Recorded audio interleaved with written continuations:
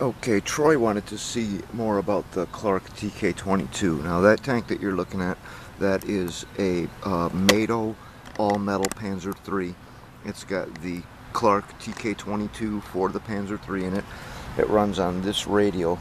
This is the, it's basically the rebranded Fly Sky 6-channel. This is the Mado version. It's the same as the Hobby King T6. This is the version that has servo switching on the radio.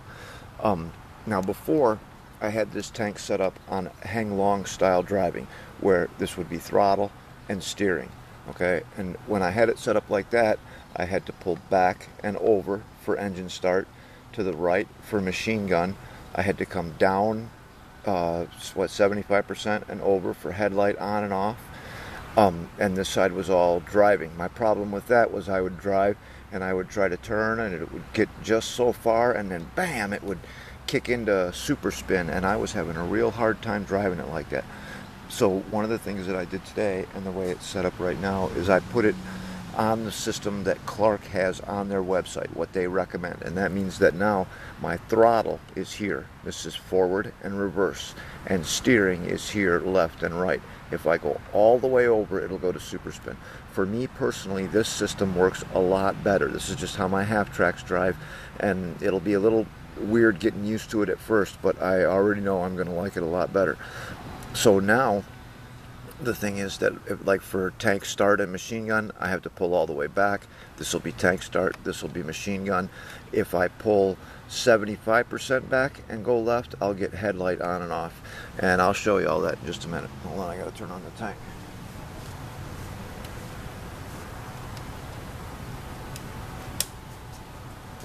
I bought the Mado Clark package from Mado Mart after they came out with the ready-to-run tanks. When I bought this tank, it had no electronics in it, and they sold me the whole package to do it for like 150 bucks. It was pretty good, actually. So now, let me see if you can see that. With this, I now have turret control on the left, and everything will run without the tank being turned on, okay? My barrel elevation now is 75% forward and then left and right for barrel elevation. This is the part that's going to be hard for me to get used to. If I come, back 75% and come over, I don't want to, there we go, headlights, probably more like 25%.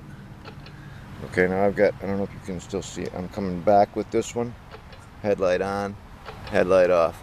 If I come all the way back and come over, I get machine gun. If I come all the way back and go to the left, I get engine start.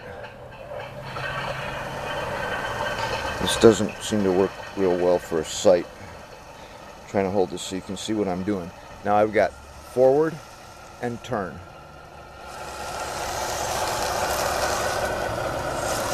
If I come all the way over and hit throttle, I'll get super spin.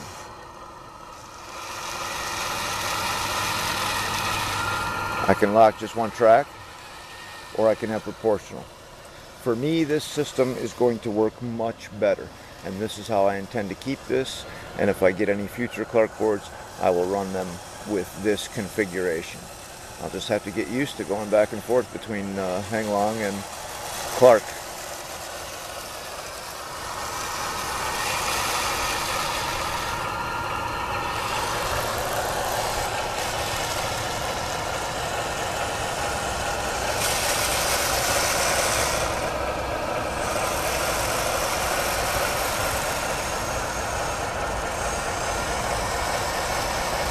I think I'll like this a lot better.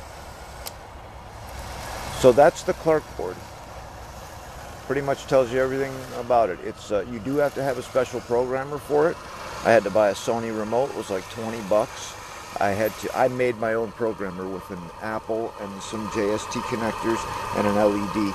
And it works, but you've got to open the tank and install the jumper and then do your programming and then pull the jumper and the programmer and you're ready to go. The IBU, you have to pull the SD card and put it in your computer and do your programming and then put the SD card back in the tank. So in a few minutes, I'll show you the IBU. See you next time.